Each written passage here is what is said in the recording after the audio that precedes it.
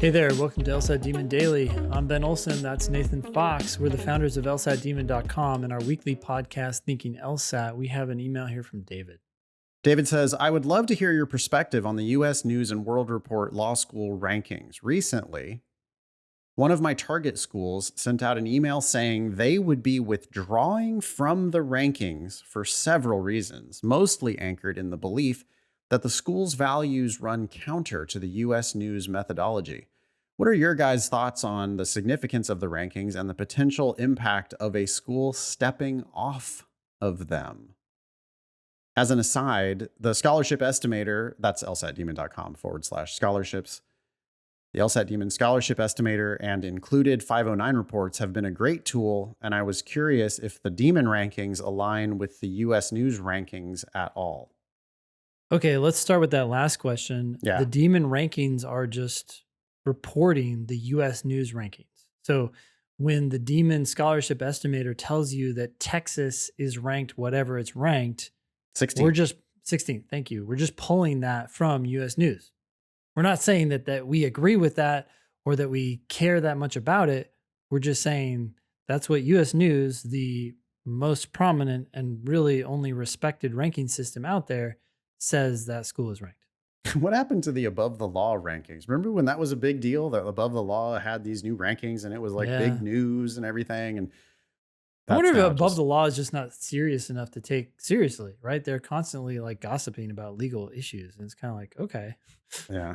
Do you want to be a rankings site or just, anyways, we don't, those, so we're just reporting facts. Actually, the estimator is really just a tool that takes publicly available data from U.S. News as well as from the ABA 509 reports and puts it in a form that you can then use to estimate your chances of getting a scholarship.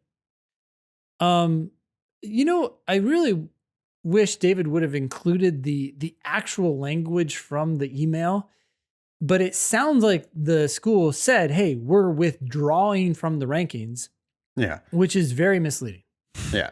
The reason why that's misleading is that the schools, all they're really doing is they're refusing to fill out the U.S. News survey.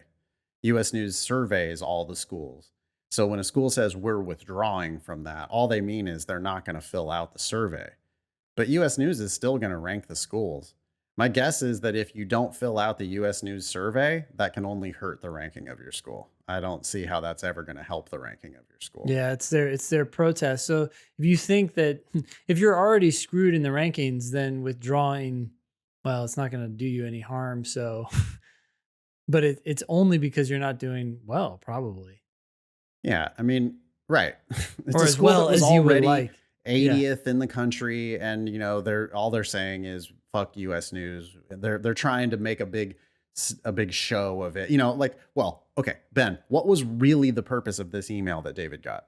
It was to try to undermine the ranking on some level so that when people see that it's a lower number than what the school should in theory be, people don't shy away from the school. That's a purpose, but I think another purpose, and you could say that this is the purpose of every email that this school sends out. Marketing. It's look at us. To get you to apply. They're trying, David, they are trying to get you to apply. They thought that if they sent out an email saying that we're withdrawing from the rankings because of our, they probably tried to frame it in terms of like, well, U.S. News is, it's an artificial thing that's got like, we can't comply with their requirements because we have a specific mission and blah, blah, blah. All they're trying to do, David, is get you to apply to their school. That's it. Yep. I mean, also, it's probably easier to not fill out that form than it is to fill out that form. But when Harvard or whatever said, we're not going to fill out that form, then all the other schools said, yeah, we're not going to fill the form out either.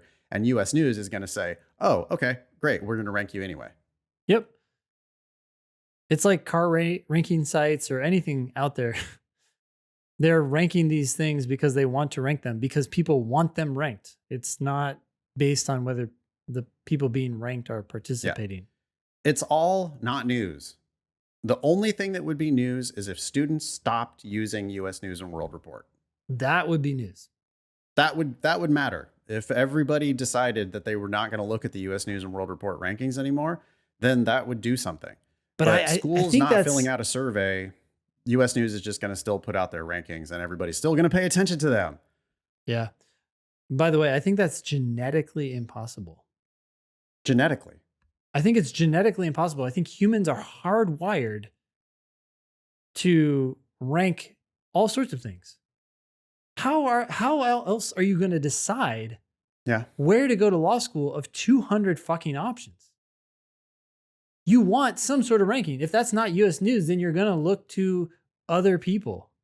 Who's good? Why are they good? Yeah, because there's such an information gap, right?